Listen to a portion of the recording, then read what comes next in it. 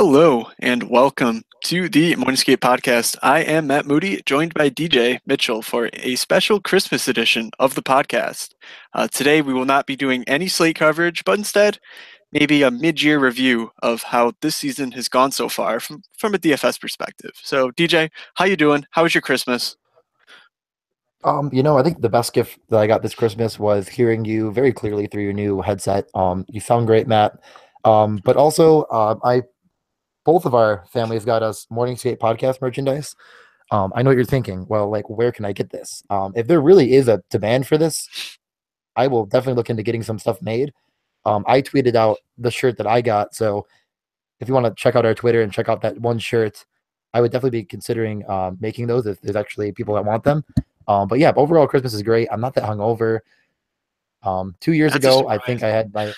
I think 2 years ago I may have had one of the worst. Like I might have to put it as the worst hangover in my life on Christmas Day, and it made it worse because it was Christmas. So yeah, like actually Christmas is going pretty great. Like I feel good. I got a lot of good gifts. I got a PK Subban shirt. He's kind of like my Santa. So Yeah, that I felt mean really good. that's Oh pretty. yeah. I mean the Shea Theodore Golden Knight shirt. That's Yeah, I mean that's gotta be just mentioned.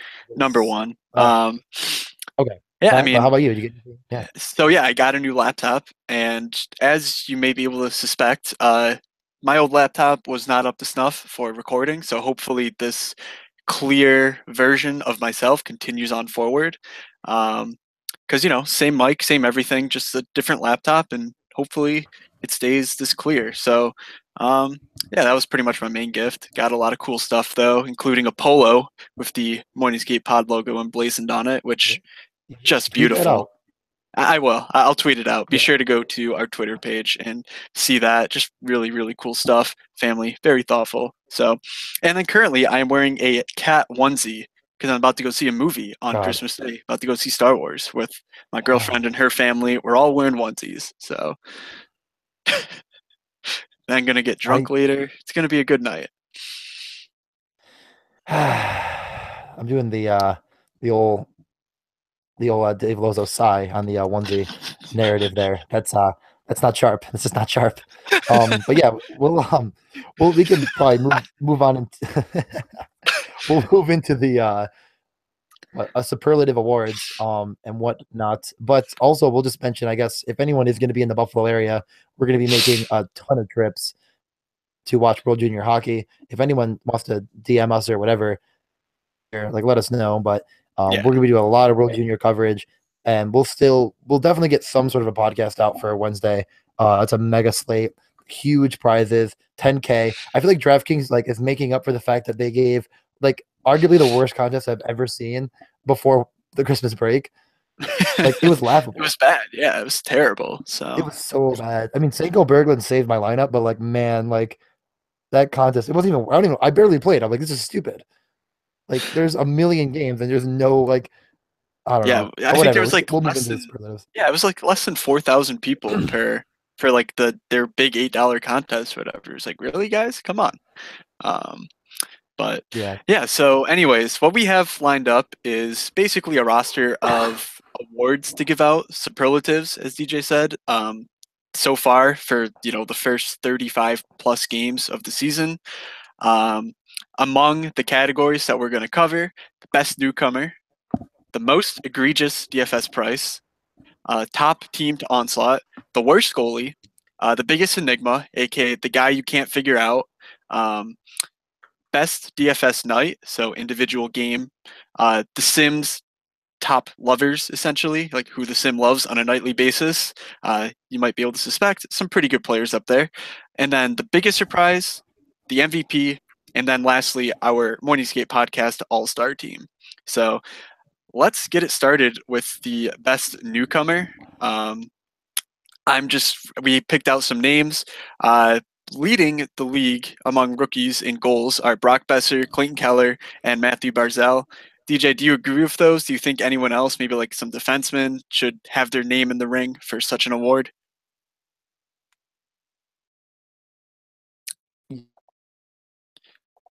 Uh oh. I DJ. love Charlie Mack, guys. What? Oh, did you Oh, lose me? yeah, I lost you. I'm back. Hopefully that picked up. Yeah, you're Yeah. back. Okay. Yeah. No. I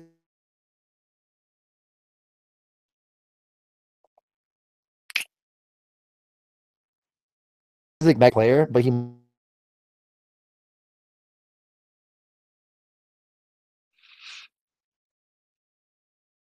How on earth did this happen? I can't hear you anymore. You're cutting in and out.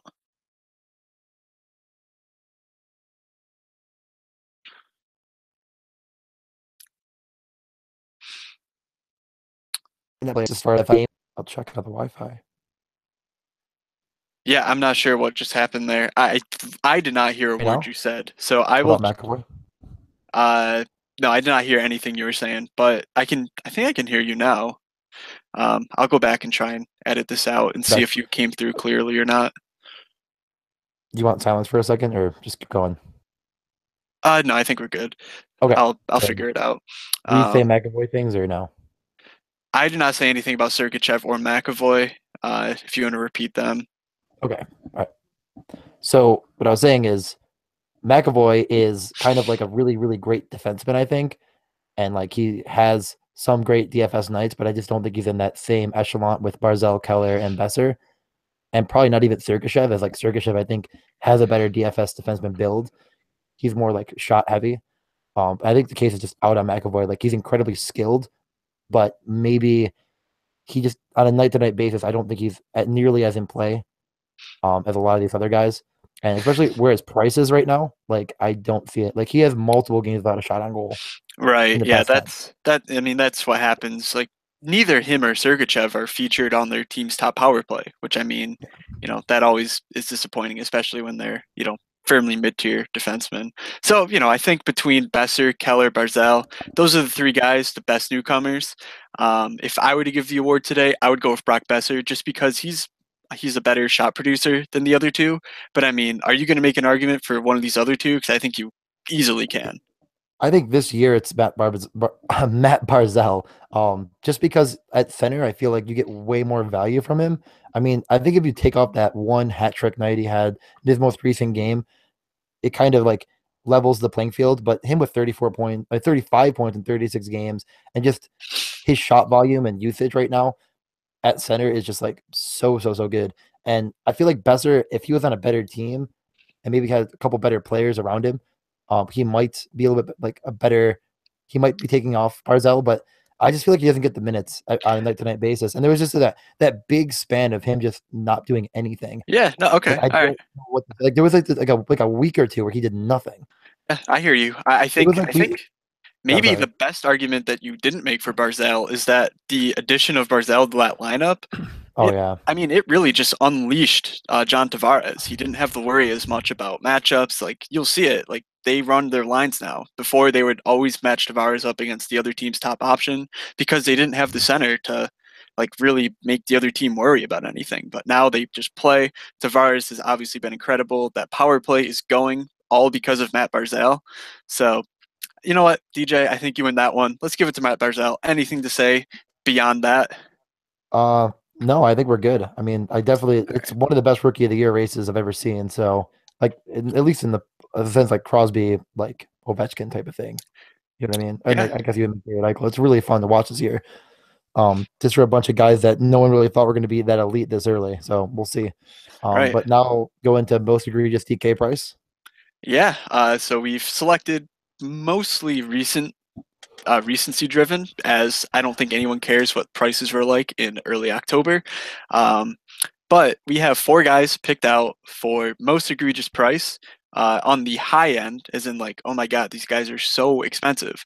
William Carlson, Dustin Brown, and Artem Anisimov have all been above 6K Yes. recently, which is downright insane. And then on the other end, Eric Carlson just a couple weeks ago was sub 6K. Like Eric Carlson, like the best DFS defenseman in the world, not named Brent Burns, was sub 6K. So, do you have a place where you're starting for most egregious price? I mean, I think on the cheap end, it's like there's like another award you could say, which would be like guys that are just not getting puck luck or guys that are just not getting the like you know what I mean? Like guys with low individual PDO, which isn't a thing because like you can't have save percentage and like shooting percentage. But like you know what I mean? Like guys Right. that just aren't getting I mean guys with low shooting percentages just they're gonna fall. at a time. But I think that the most surprising to me is William Karlsson over the whole year, I guess, because this is a guy that was like a decent play at like 3,100 on DK last year, where like occasionally he'd be like, like he shoots the puck, he's pretty decent. Like Like, oh, I he's like, he's playing with Boone yeah, Jenner tonight, so there yeah, you go, cool. like Like that there you kind go. of That's a thing. stackable option. And then this year, I mean, he was at one point, I think he was at like 6'5". I mean, he was Oh my way God, up there. he And was, it was like, yes. holy, like I'm like, well, I mean, I think I'll spend 200 more for Eichel, but thank you for like putting that there.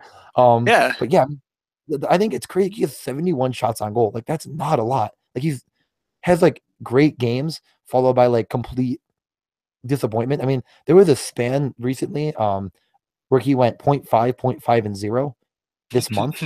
Like he's not a very good play, and yet his price is still at what 6K, Yep. 5.9. It's still way up there, and I just never thought in my life that he would be up there. I mean, like that's on the high end for like someone going high. I think on the low end, honestly, I'd almost argue Ricky Rax, just because like he's been so good and like he Mm, shoots from everywhere, at and I don't understand how he's. 5,000. I just don't understand it.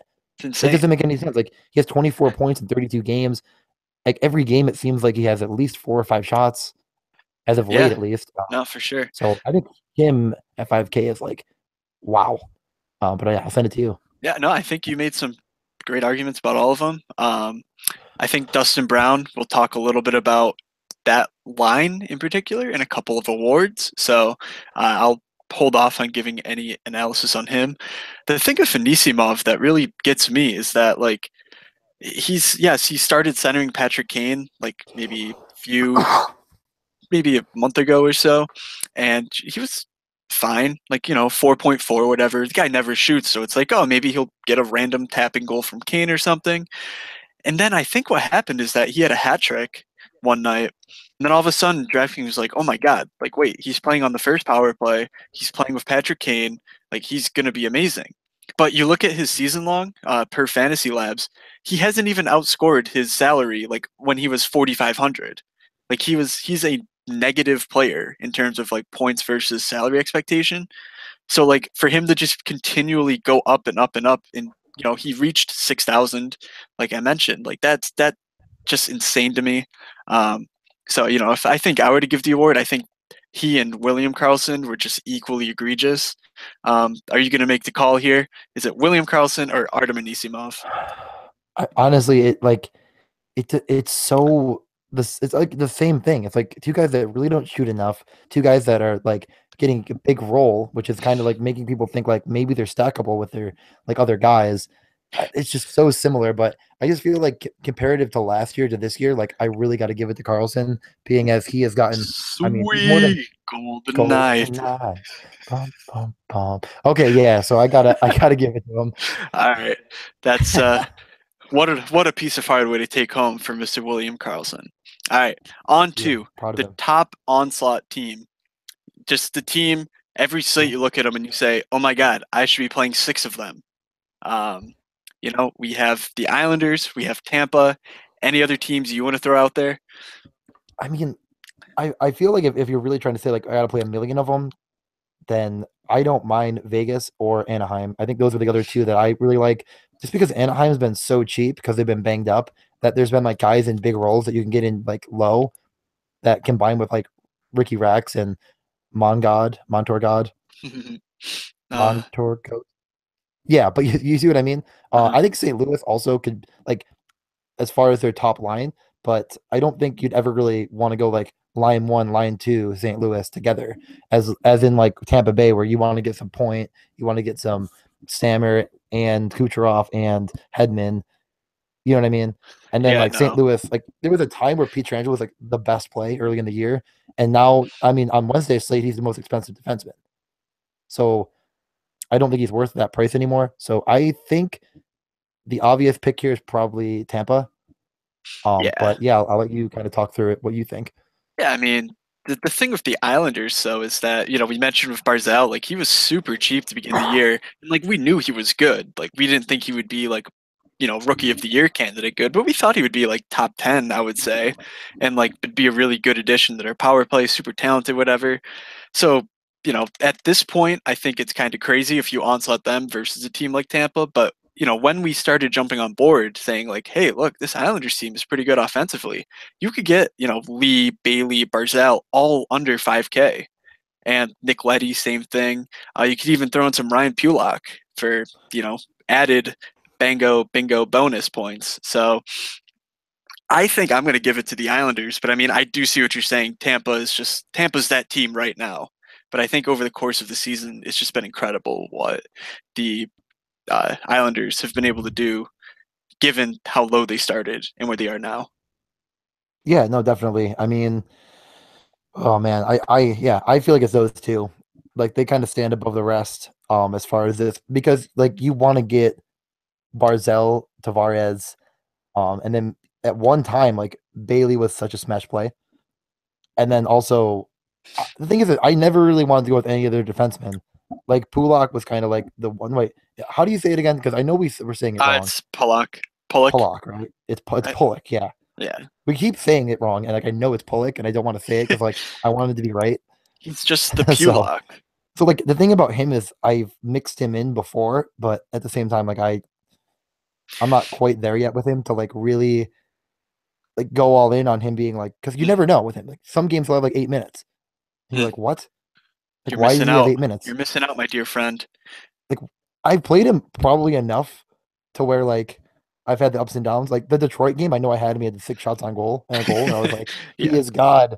He is so good. But right All now, right. yeah, actually, in his last 10 games, he's going to get a lot of minutes. But yeah, we can move Yeah. on. You know how we break this tie?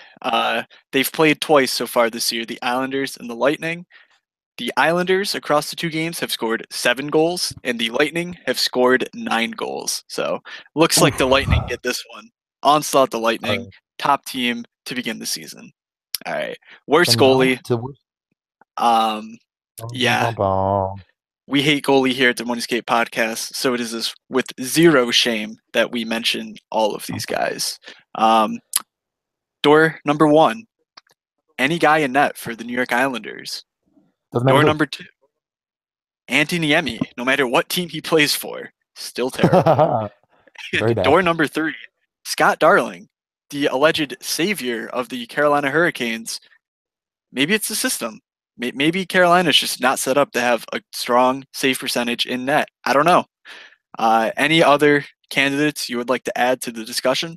Oh, God, I mean, I want like there's some guys like I'd like Rene because like recently I just know he ruined one of our followers like amazing lineup and I'm mad at him for that against Carolina where he gave up 4 goals and 6 shots. And the thing is like Uh, Rene has been pretty good. I think I Like I'm think they not took gonna away the saves that he made. I think he gave up 4 goals on 4 shots. really Let me on look. DK it says he has 2 saves. Was it okay? Yeah, I know it was what JR Day, right? That had like he had Lindholm on the hat trick and everything, and Uh Pekka Rinne just destroyed him. I mean, that's really sad. huh. But actually, Rinne's been pretty good. But at one point that I've argued with other Sabres fans is that like if you took Lehner and Rinne and like both had them in Nashville, it would be like the same goalie, pretty like not like literally the same as far as style, but like the same as far as like they both would do really well. And I feel like Rinne just gets this huge bump because he has like the best defense in front of him. But Yeah, whatever. I'm not gonna I that's think Cam rational. Talbot maybe would be like the biggest disappointment as far as a goalie this year. He hasn't been like Yeah. absolutely the worst, but like comparatively to last year, him and Darling would definitely be those two. But I don't think anyone could ever top Niemi's just awfulness. I 5 and agree. 1, 5 and 1, nearly a 5 goals against average and a 0.865 save percentage. And you want to know what his price is for Wednesday in case he starts? What is that? 8K. 8K on DraftKings. Unbelievable. But for just 100 south of Grice and Halak, I mean Thomas Grice also we should really mention as being a train wreck. He's 9-5-2 with a .883 save percentage. I mean that is just like I mean that's like you need to send him to the AHL, but he's winning games Yeah. because the Islanders are scoring so many goals. And then Halak is just I mean like .906. I'm not gonna cry about it, but like man, that's not good. Yeah. No. It's not good. But I think we have to give this to Antti Niemi. I mean, he gave up Gotta 10 goals in a game. That yeah. just that's just not. It's not good, Andy. So you get to take home that award. All right. So Yes. biggest enigma, the guy you just can't figure out whether it's you play him all the time and he does nothing, or he's in such a good spot and he doesn't do anything, or maybe just super super bad luck. I've picked out Alex Petrangelo because he started the Mhm. year incredibly hot for St. Louis. And then once Braden Shen, Tarasenko, and Jaden Schwartz came together and became like the world's greatest line, rest in peace, Jaden Schwartz, Petrangelo fell off a cliff and sucks now. So that's interesting. Mhm. Brent Burns. I mean, we saw Burns. I think he had no goals through November or something. Like just insane. A lack of production from Brent Burns. But Burns being Burns, he turned the corner, really figured it out. So the enigma there, like what the hell happened the first month of the season? Um, Another guy, Mitch Marner. I mean, objectively speaking, Marner's been playing fantastic hockey for the Maple Leafs. But the Maple Leafs have been riding some PDO luck from guys like JVR and Bozak and even, Matthews line. Marner hasn't scored a goal in weeks up until the last couple games where I think he potted three. Um, so just interesting there to kind of see like, what's happening to this dude who was legit one of the Calder candidates last year.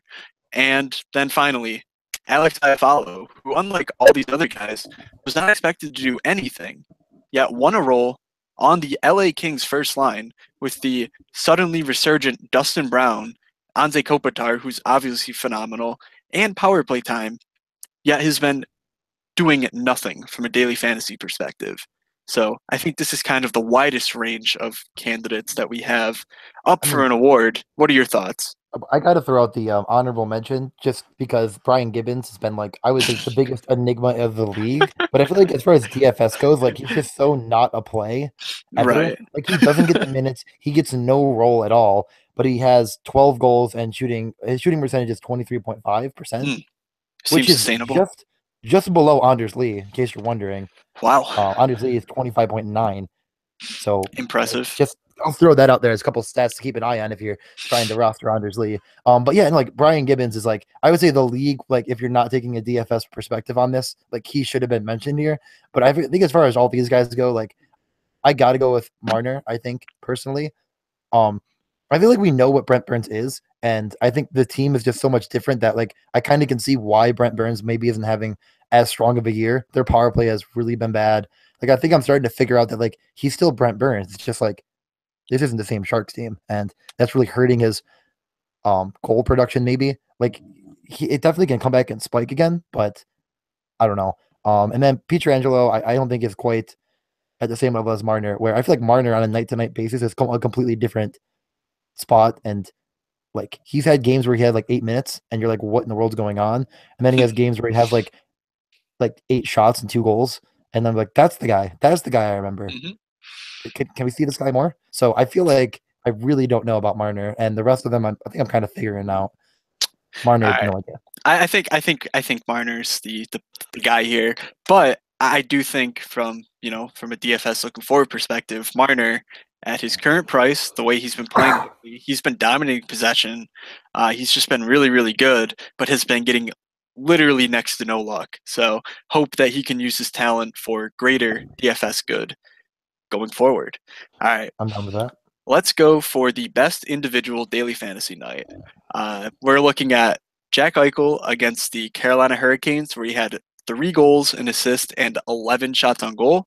In a four to Alex, five loss, in a loss. Yes, that he is. literally had every primary point. Like he was a primary assist too. Yes, Like literally.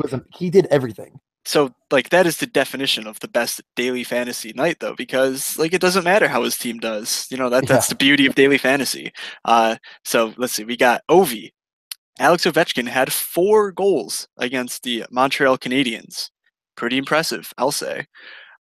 Gabriel Landeskog in the only game so far this season in which a player has had a hat trick along with 5 points. So he had a hat trick and 2 assists. Pretty strong night. Did they lose that game as well, DJ? Um. To Tampa, I, right? well, it's Or did they win five in to overtime? they won in overtime because Okay, yeah they were home. okay. They won Um, 5-6. All right. And then lastly, Tyler Sagan, the only other effort besides Jack Eichel in which a guy took 10 shots on goal and had a hat trick. Tyler Seguin did that against the Calgary Flames right around Thanksgiving time. So some pretty interesting guys there, some huge nights all around. Any of them speak to you in a personal matter? Well, I mean, I had Eichel who saved my lineup against the Cans, and I had Ovi against Montreal because you put him in my lineup. So I can only That take credit for the Eichel game as far as like a personal one, and I love Eichel. Like, I mean, come on, like it's the only like him and Kane are the only things I love right now. Um, but I mean, I almost want to give it to Landeskog against Tampa Bay, just because like that game was just like no one. I feel like he probably had the lowest ownership for sure too. Like as far as like the daily fantasy, like that was the one that if you had that, like you absolutely smashed. So I think as far as like individually, like on like the macro level of like who actually did the best in the game, and it's not even the most DFS points we know, but I think as far as like if you had him in your lineup, Gabriel Landeskog was the best of all these because I'm sure his ownership was really, really down. So I think like that would have given you the best profit. Yeah, So I that's do where I'm agree going with to you there. Kind of an interesting. You mentioned something. The hat trick that you are talking about, DJ, when I put Ovi in your lineup for you, that was actually against the Toronto Maple Leafs. That was not the Oh, game I'm speaking of. The game I'm oh, speaking of was the second game of the year in oh which you went yeah. into And you played him, right? Montreal. Went into Montreal, had 4 goals on 8 shots on goal. You know what he did on the opening night, DJ? He had a hat trick on 6 shots on Three. goal. Yeah. So, I uh, remember I had him on opening night, and then I totally was like, "Yeah, I'm not doing that again." And then I was like so crying. he goes out first 2 games of the season, 14 DraftKings points, 17 and a half DraftKings points. I mean, what a way to start the Yeah, season. dude. The start of the DFS season of hockey for me was just sex. It was so good. Like I was literally like, I'm gonna take money out of my account. I feel so good right now. Like I was doing so well. I was playing OV. I feel like everything we were saying was working. And All right. yeah, yeah. So I miss those. I mean, I don't miss, we're doing good right now, but for the 4 goal back on effort, track. I'm gonna give it to Ovi. I remember playing Yeah, him in my on lineups. against Carey Price So too. Against Carey, yeah, no, that's right? all right. Yeah. So let's knock off some of the Sims MVPs of the season. Uh, I mean, the Sim loves these guys. Steven Stamkos and Kucherov, like, come on. Like, the Sim has them rated as the Yeah. highest plays. Even at the beginning of the season, when it was like, oh man, like, is Stamkos and Kucherov going to work? The Sim was like, hey guys, it's going to work. We're like, all right, that sounds good. John Tavares. I mean, you remember Doug coming on the podcast every single time the Islanders played. Hey, Doug, who's your favorite top center of the night? John Well, the Sim Tavares. has Tavares. Well, the Sim is looking at Tavares. And then lastly, Mike Hoffman has really kind of broken the sim because the sim really likes the high end guys, like the high price guys. So you see 8K, 7K. Mike Hoffman, 5K, like just kind of sits up there. So you scroll through, you're like, oh, who's this guy? And then it's like, oh, no, it's Hoffman, just because Hoffman is the GOAT. So, do you think Mhm. the Sims, any of these guys, the Sim likes more than another? Actually, Okay. Voracek. We forgot Voracek. Yeah, I know. I was gonna say, Yeah. Voracek is the answer for me because I mean, I know Doug is mainly, kind of the guy for the sim, but I mean, the sim knows it has part of me in it. And Voracek recently was asked about what the team did to turn it around after the following 10-game skid, and he said, "quote We got drunk. That helped. We sat down together. We talked about some stuff. We wanted to do better. We had some heart to hearts, and it worked out. So it was good." So clearly, Jake Voracek is getting that big DJ Mitchell nod of approval. And I think that I don't care what you say. There's no proof. It's The Voracek. Sorry. Sims MVP, Jacob Voracek. All right, There it is. biggest surprise of the season. Josh Bailey. I mean, he's what? I think he's leading the league in assists right now in a league with Yeah. Connor McDavid. He is leading it. Um, we've got Kevin Fiala just on an incredible run right now. Mhm. Evander Kane just crushing DFS, taking tons of shots for a team that can't do anything in the Buffalo Sabres. And Josh Anderson, a guy who came out of nowhere to become the leading goal scorer for one of the best teams in the league, the Columbus Blue Jackets. So, what are your thoughts there? I feel like this award, it's like it's not the MVP. You know, it's the biggest surprise. So like, if you look at the shot leaders in the NHL, you have Ovechkin, Tarasenko, Sagan as the top three, and then then Evander Kane. Like it's surprising to see him at 4. I feel like literally what like 13 shots from the lead. I think that's a huge surprise. I mean, he was a shot producer for sure, but like seeing him that high is really cool. But I really think that like I gotta give it to Josh Bailey. Like the award should probably go to him just because like he's leading the NHL in assists. And I know like a lot of that's to do with the Islanders with Tavares and them just being able to take advantage of everyone with that line. I'm not really gonna say like Bailey is the best, but just as far as like a DFS, like don't look at it from like that perspective. Like I think he's probably been the biggest surprise. Like I know we've touted him in the past, and last year when he got moved up with Tavares, we loved him. But I just feel like I never thought he has 46 points in 36 games. I mean, come on, Yeah, I that's mean, insane. that's pretty incredible surprise. So I'll agree there. Let's just DFS Yeah, MVP of the season. I mean, it's got to be Kucherov, obviously. right? Yeah, yeah. It's like I mean, we were gonna like try to think of other players, but it's not worth it. It's Kucherov. I mean, It's just you can Kucherov. you could try to argue if you'd like, but I'm not gonna listen. All right, It's just Kucherov. and And then then lastly, lastly, we get, the saddest sports fan in the world, right? I mean, we're not oh gonna. yes, that is correct. Do you uh, have anyone in mind? Yikes. You know, I really don't. I think it's just got to be you. I mean, is there Yeah. anything that's gone right? No, no. I mean, besides daily fantasy, like that's the only thing that's good for me. Other than that, the Browns are 0-15. They might go 0-16. I still remember last year, like at Christmas, family was like, "Oh, well, like they'll get better. They can't do worse. 1-15. And come on, they can't do worse." And here we are, 1 week away, looking right at an historically bad season. some I don't know. And then the some Sabres, I it's ah, it's almost more disappointing because like they had some hope, yeah, I know. I but know. I really thought they'd be good. Like I didn't even pick them to go to the playoffs. I wouldn't have even like. It's just so bad. it's not Why? good. Every It podcast I listen not to good. too that talks about the Sabres, they're just like, "Oof, Buffalo, man, ouch." A rough time. Oh God, that is bad. That is really bad. Those poor fans. And then on the flip side, Matt, as a Bills fan, I mean, I do feel bad for you as well for your football team. I mean, like, what a terrible, terrible, terrible, terrible call on Calvin Benjamin not getting that touchdown. I mean, Is that's it really a surprise though? no. It's the Patriots. Like My they my just do whatever. me and my dad are Browns fans, and like my dad was yelling so loud at the TV that my dog like started barking and freaking out. Like we were screaming. We were like beside ourselves, and we're Browns fans. We're not even like we don't even care that much. We're like, I just why not let the Bills make the playoffs? Like I don't care. Oh, but okay, let's wrap this up. I know you got to get to Star Wars, so let's Oh do yeah. our all podcast all star team. I mean, line one, I'll send it to you. Yeah, I think it's pretty straightforward. Uh, it was really tough. You know, I don't know how to not include Ovi on the All Star team, but I mean, imagine taking him off this first line, the podcast All Star team with the sim and everything. Kucherov, Tavares, Voracek. Yeah, You it's got really to be. can't do it. Like I mean, if the you know, problem. maybe we have Uh, a first power play, like a power play one, that's like Kucherov, Tavares, Voracek, Ovi on the point. Maybe we'll do something like that because yeah, it feels terrible, like a terrible oversight to leave him off this list.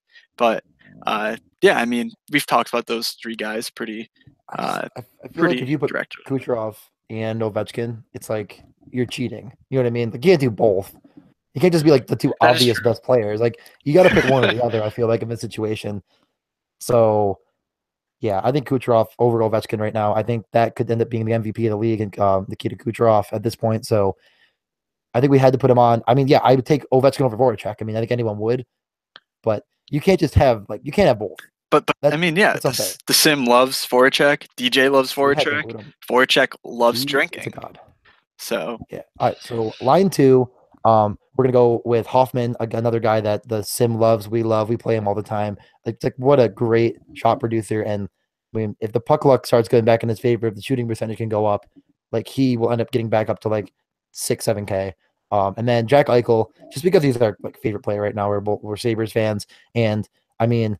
as of late, he's been so hot. He's showing some That I signs think, of life. Yeah, he's and I incredible. think it is priced like he is a very, very good value all year long. Like he's been a good value. I mean, there's been some bad games here or there. I know I played him one night where he had 0 shots on goal and I remember that. whatever. I mean, but moving on, and then lastly, it's March or so. I mean, it might be just like the bias from last year. Like I feel like we just have to include him. Like he was our favorite player. I was getting into him a lot more earlier in the year. His price is way up there, but I mean, this guy is a great DFS player, and I feel like it's one that we kind of missed the boat on. And I'd just be sad to not include him on this list because of how much I love him. Matt, I think you said something about him before the podcast about why we had to include him too. I mean, he's just the GOAT. I mean, we loved him in Florida. He was like, yo, this is the guy. Like, he's the guy. Like, he's the Marchy GOAT. Then he goes to Vegas, where it's like, nah, Vegas is going to be terrible. And then he's like, hey, Vegas, get on my back. And that's all he's done for this team. So, he's the GOAT. He really proved me wrong. Vegas is not terrible. I hate to admit it. They should be terrible, but they're not. So, Marchy GOAT, he's a deserving second line DFS All Star team at this moment. Yeah. So line 3, let me pull it back up really quick, is Josh Anderson, Love him. Matthew Barzal, and Ricky Love him. Rax, Ricard Raquel. Oh, my heart. You know what? The thing about this line that's so great is like obviously we're kind of doing this by price tier. You can probably see, and throughout the year, I feel like this is definitely like the guys that have been the biggest, like the lowest to the highest, guys that we really touted when they were cheap, and now it's like we might not talk about Barzell as much as of late because where his price is, like, but we definitely mentioned like he's always kind of in play. All these guys are definitely in play. Josh Anderson had that one run though that I think will just go down in infamy, It's amazing. where it was just like a million shots on goal. He's scoring goals.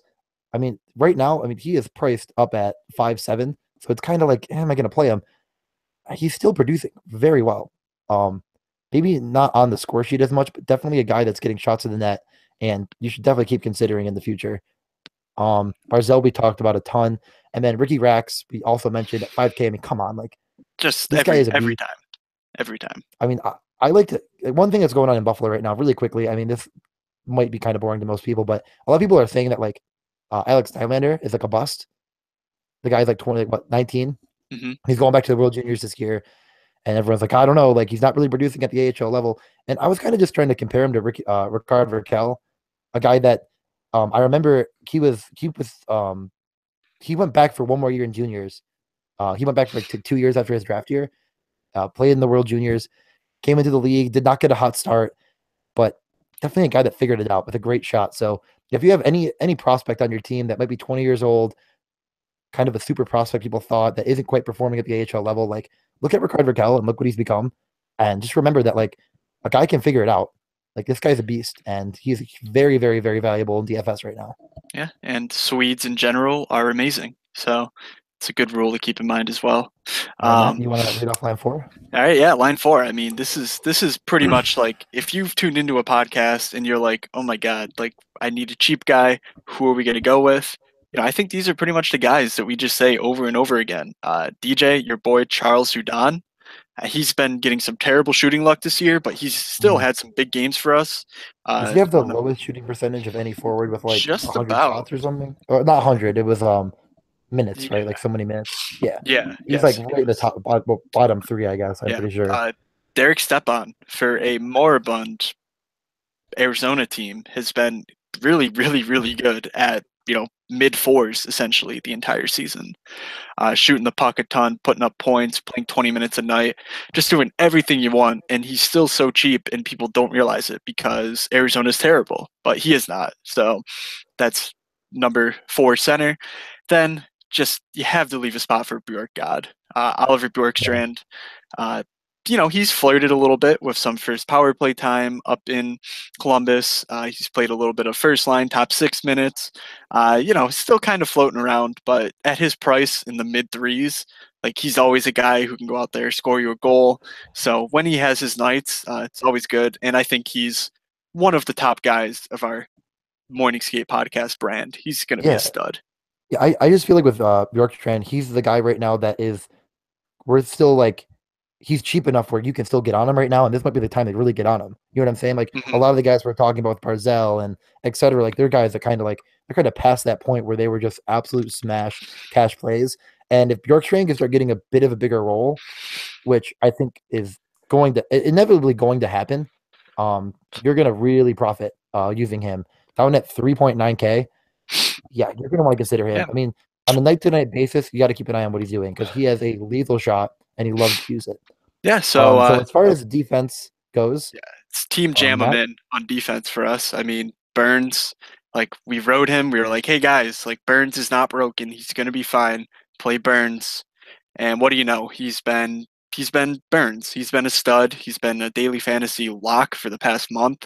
So great to see that.